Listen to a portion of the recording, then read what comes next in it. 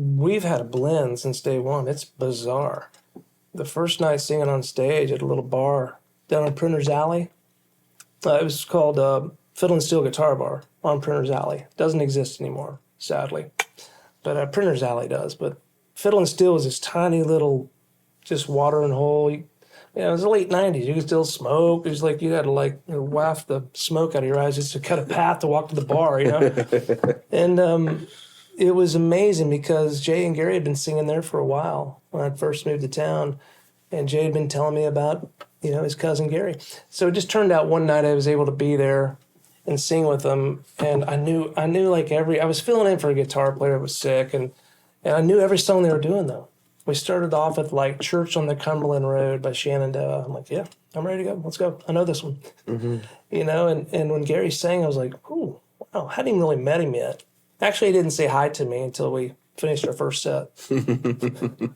I think he was like, who's this guy Jay's brought in here? Where's Shane at? Our normal guitar player. But as soon as we got to that chorus on Church on the Cumberland Road, there was a buzz that happened. And ironically, with Shelley on the road, Jay would sing the high part. He has this really beautiful falsetto. And I would sing the low fifth. And for some reason that night he goes, JD, he was playing keys. He goes, JD, you go up, I'll go down. I was like, all right. And I took the high third above Gary. And Jay took that low five. And man, Flatts was born. Wow. It was like this. Palpable. Man, we finished the song. We all just looked at each other like, what was that, man? I mean, literally arms, the hair standing up in arms. And I'll never forget that moment because I thought, is this what I moved to town for? Mm. This feels like a God thing to me, It was like I could literally track and trace Gary. I'd never heard him sing before till that moment. When you guys played that gig, how long was it before you officially were okay, we're a band now? It was amazing with my story. So Shane, I said the name Shane. Shane Sutton's incredibly gifted musician. He was playing with them at the time. He was the one that was sick, couldn't make the gig. Jay called me and I filled in. It turns out he'd also left the duplex I ended up moving into, so I got a place to stay, I got a band to play with. I actually wrote a thank you letter to Shane because I was like, I don't know how to say thank you like this, but everything that you did opened up some doors for me. And I just turnkey. I appreciate it, absolutely.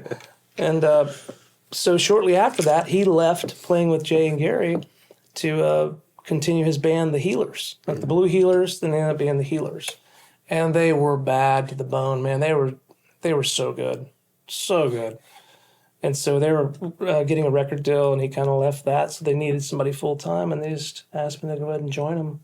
At least for playing the bars and stuff and make a little extra cash. Was it called Rascal Flatts at that point? What was the name? They were still Deuces Wild. Okay. Because the two of them started the gig together. It was crazy, though, when we started recording some music, and we didn't know what to call it. And this will answer your question about how we get the band name. So we're really close to getting a record deal. Late summer of 1999, some labels were interested in the music at least.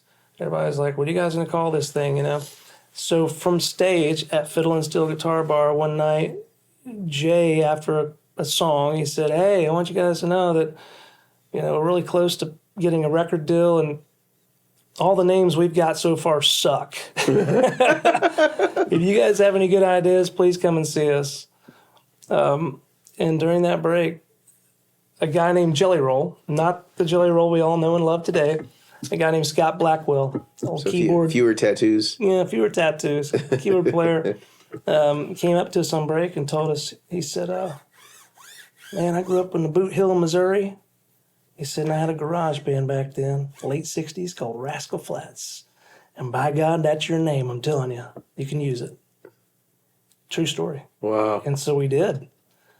And when we got our attorneys, during the record contract deal with Leary Street, we got ownership of the name. We drafted a really simple single-page document to present to Jelly Roll, Scott Blackwell, say thank you, gave him some cash, money, and just to say, man, thank you. This is an amazing gift you've given us. We love the name. Mm.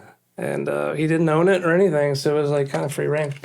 That was during the .com boom too, you know. So we had to get rascalflats.com, .net, and all that stuff, and just crazy how things have worked out for the three of us. It really is. Like if Scott wasn't in that club that night, we probably would be called Oklahio, and people would be throwing up.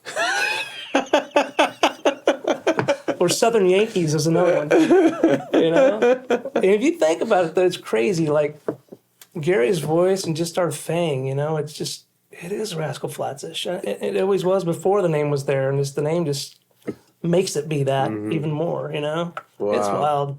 Wow.